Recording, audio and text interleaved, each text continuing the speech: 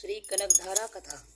कथा प्रसिद्ध है कि आचार्य श्री शंकर भगवत्पाद एक दिन भिक्षा के लिए किसी ब्राह्मण सदगृहस्थ के द्वार पर गए। वह ब्राह्मण परिवार अत्यंत दरिद्र था। आचार्य के रूप में एक सामान्य अतिथि को अपने द्वार पर आया देख बहमती गृहिणी बड़े असमंजस में पड़ गई, कारण उसके पास भिक्षा रूप में देने के लिए कुछ भी न था। अंत में उसे घर में एक आंवले का फल मिला, जिसे लेकर वह सन्यासी के पास पहुंचे और बड़े ही संकोच के साथ उन्हें अर्पण करने लगे। आचार्य को उसकी दुर्वस्था पर तरस आ गई। उन्होंने तत्काल ऐश्वर्य की अधिष्ठात्री देवी भगवान नारायण की अर्धांगिनी वात्सल्यमयी भगवती महालक्ष्मी की स्तुति प्रारंभ की और उनकी वाणी से अनायासी करुणापूर्ण ऐसी कोमलकांत पदावली प्रस्फुटित हुई, जिसे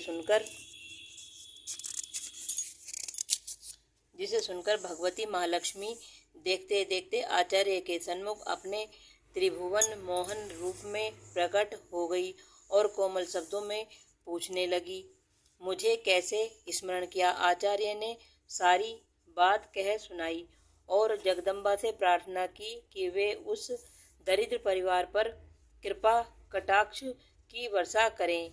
भगवती ने बताया कि उस गृहस्थ का प्रारब्ध ऐसा नहीं है कि उसे उस जन्म में धन की प्राप्ति हो सके। आचार्य ने बड़े ही विनीत शब्दों में करुणामयी अम्बा से निवेदन किया, पूर्व जन्म में इस ब्राह्मण ने कोई ऐसा सुकृत नहीं किया है जिसके फलस्वरूप उसे धन संपत्ति दी जा सके। इससे क्या हुआ, मेरे जैसे भिक्षु को आंवले का दान देकर इसने जो महान पुण्य राशि अर्जित की है, उसके कारण वह अतुल धन संपत्ति का अधिकारी हो गया है। अतः उस पर कृपा अवश्य होनी चाहिए। इस युक्त का भगवती खंडन नहीं कर सकी और उसी समय उस गृहस्थ के आंगन में सोने की वर्षा हुई, जिसके फलस्वरूप उस गृहस्थ का दारिद्र्य सदा के लिए मिट गया और वह प्रचुर धन संपत्ति का स्वामी हो गया। इस घटना का शंकर दिग्विजय के चतुर्थ सर्ग में स्पष्ट उल्लेख मिलता है। तभी से इस स्तोत्र का नाम कनकधारा स्तोत्र हो गया।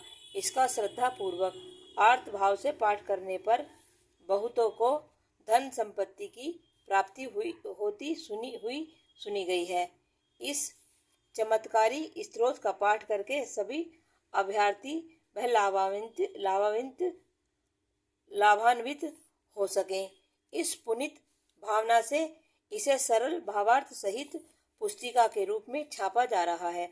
बोलो लक्ष्मी माता की जय, कार्तिकेय भगवान की जय, श्री कृष्ण भगवान की जय। अगर वीडियो अच्छी लगे तो like, subscribe, comment and share करें। कोई कमी है तो बताएं, प्लीज कमेंट जरूर करें। जय माँ लक्ष्मी।